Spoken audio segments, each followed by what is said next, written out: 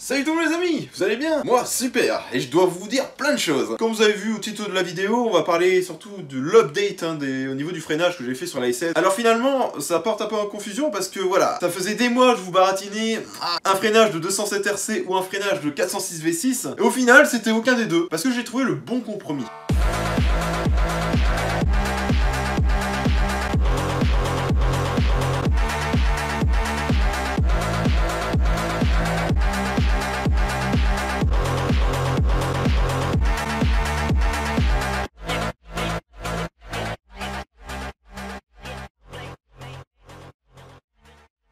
Alors bien sûr c'est pour un usage vraiment pour délirer un peu en week-end, mais pour vous mettre dans le contexte, je sais que dans les commentaires vous allez forcément me le dire, ouais t'aurais pu prendre des RC6 en plaquette, t'aurais pu prendre ça en 10. Sauf que je me voyais pas dépenser 600 balles dans une S16 que je roule pratiquement jamais, malgré que je trouve que là le freinage est assez bien ce que j'ai installé. Enfin bref, j'évite de m'égarer. Donc sur la S16 maintenant on est sur un freinage de 206 RC. Donc c'est un freinage que j'y avais pensé pendant un certain temps, et au final, pourquoi pas. On est sur un diamètre de 288 mm au niveau du disque, et l'étrier un peu plus gros. Il y avait vraiment le trou au niveau de l'étrier un peu plus gros qui permet de mieux refroidir le disque, enfin bref, tout le système de freinage. Donc je suis parti sur des disques en Brembo Max, donc j'ai eu beaucoup d'échos sur ces disques, on me disait non, ça vaut pas le coup, c'est de la merde. De l'autre côté, ouais, c'est vraiment des bons disques, qui font bien leur travail. Alors j'ai su diviser un peu la chose.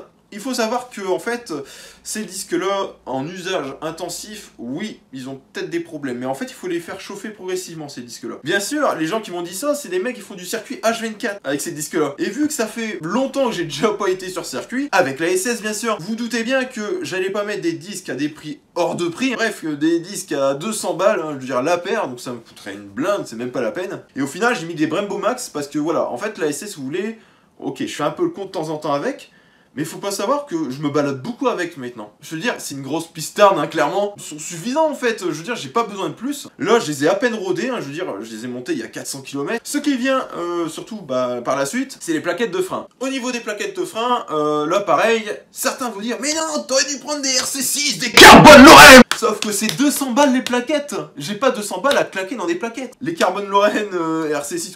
Tout ça, c'est juste pour du circuit vraiment usage intensif. Je n'ai pas besoin de ça, c'est pour ça que j'ai pris tout simplement des plaquettes en extra de chez Brembo. En fait, j'ai voulu vraiment faire un montage Brembo complet, parce que moi j'aime bien quand c'est carré, tu vois. Comme ça, bah nos problèmes, tout est propre.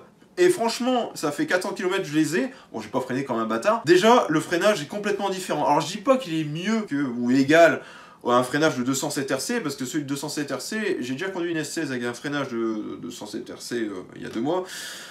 Oui, ça freine plutôt bien, par contre c'est très très lourd. Et moi j'avais peur de perdre en perf, et puis j'ai trouvé le compromis, tiens, je vais mettre du 206 RC. L'étrier est un poil plus lourd, mais franchement c'est top. Freinage, bonne réaction. D'ailleurs, oui, en parlant de freinage, j'ai aussi remplacé mon liquide de frein. On est en RBF 600, et franchement, tout est parfait. Je veux dire, je dis pas que le freinage est vraiment parfait, un mordant de malade, mais le freinage est beaucoup mieux qu'à l'origine. Je vous rappelle qu'à l'origine on est sur du 266, et franchement j'ai changé sur tous les 266 parce que voilà, le freinage ne suivait pas, quand ça chauffait, la hauteur elle vibrait, mes disques étaient voilés, enfin bref, c'était un sacré bordel. Par contre, je suis resté en durite d'origine. Pourquoi ?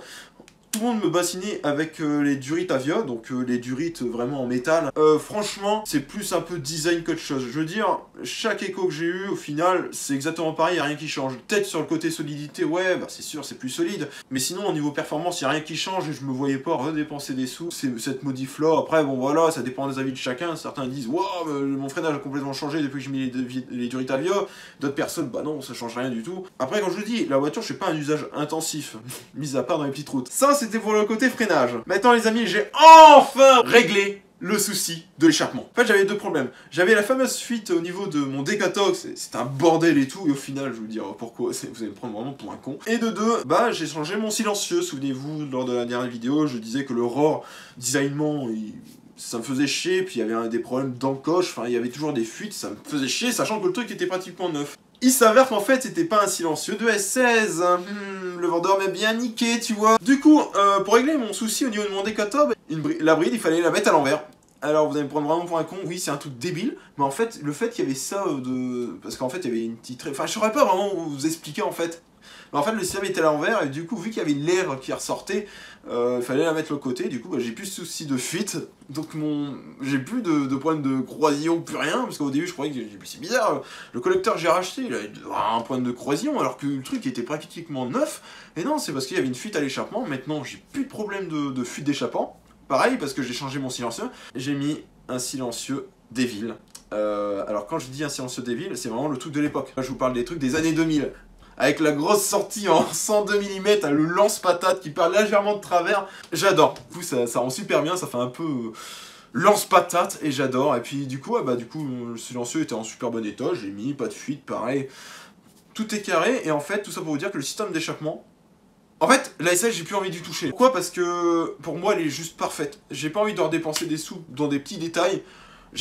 Honnêtement, j'ai juste acheté un point de vitesse parce que le mien commence à faire la gueule. Mais à part ça, rien du tout. J'ai plus envie de toucher à la voiture. Franchement, la config est parfaite. J'ai encore roulé la dernière fois avec. Elle marche de ouf, les amis. C'est un truc de malade.